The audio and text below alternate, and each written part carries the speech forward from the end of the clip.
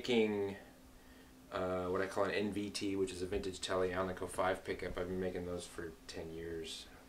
And then an MT also, and M stands for modern, which those are taller Alnico 5 pickups with generally thinking of a a souped up version of a vintage Tele pickup. More output, bigger sound. I made this guitar for myself for the last NAMM show this last year because I wanted to really get into what Teles are about.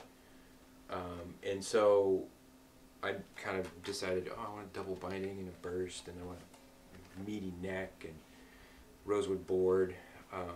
And then so I got the VTs, the NVTs into the instrument, and I thought it sounded great, and they got really well received. Griff really dug it that time when we were down there and he checked it out, and so I decided I wanted to try something a little different and try to make a sweeter, early, more early Tele type reproduction pickup. And so these are Alnico III magnets, and they're slightly larger diameter than the Alnico 5 magnets we use. And so both these pickups have Alnico III, and I have this operating premise about pickups at this point, after doing this for 10 years plus, that I want the coil to be as big as possible with less wire. In other words, I want a lot of air gaps in the coil. And I have the premise is that you get a bigger, lusher sound when you have a big coil. Like if you take, let's say you wind a coil with 6,000 winds, just as an example, and you use the same wire, say a 42 single layer insulated wire, and you lay the wire right next to each other. That coil is going to be a lot smaller than one you scatter wind or do a hand wind pattern on. And so I've really believe, and my experience is that the one that has the bigger coil, given the same number of turns, just the wind pattern is different. That pickup is going to be much more musical and much more lush and big and engaging. And these pickups really bear that out. When I put these together, we really went for a larger size coil with a smaller amount of wire.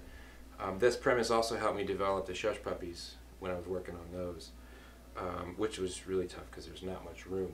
You got two coils under one cover there, which is quite a trick to get enough output out of those. So anyway, lots of wire. I mean, big coil, less wire. Basic idea. And these do that. These have this big, lush, sweet, warm. As long as you get the right amount of wire on there, so it's a balanced sound. Mm-hmm. They tend to have this depth and this dimensionality that you don't get from straight up machine winds, tighter, smaller coils. Tension's a big factor in this too. If the wire's too tight, you can tend to choke out the sound on the outside strings, and the pickup just ends up sounding small if the tension's too high. So there's a lot of factors that go into that. But these just have a big, the neck pickup is both pickups here.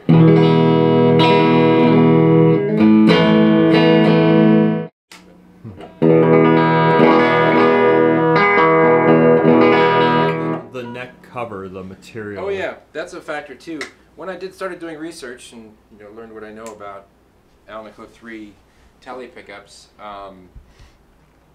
there's a book called the Blackguard book, and in that book they say that, and this is what I read on a forum on the internet, so again, I don't want to claim to be an expert on this stuff, but one of the things I read was the bridge pickups had Alnico III and the neck pickups had Alnico 5, but they also had brass covers, and brass is hard for magnets and sensitivity to punch through.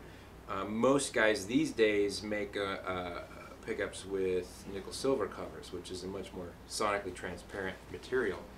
And so it made sense that they used Alnico 5 on the old ones because the brass was there and they had to deal with getting enough high end out of those. Even still, most neck pickups are known for being sort of dark and muddy and thick and woolly sounding. That's a very common problem. This one, I used the Alnico III, not really exactly knowing at the time, and then I found out later that, oh, they did it that way, so I didn't do it quote-unquote right. But with this nickel-silver pickup and the Alnico III magnets and the amount of wire that we put on there, there's just a depth and a lushness that comes out of that pickup that seems to really, really work well. So there's a lot of factors that go into what make pickups sound the way they do, and Tele pickups are a great place to sort of examine and understand that because of all the different variables, the magnet size, the magnet type, the coil height, the wire size, the coil size, all that stuff is important in how they end up sounding.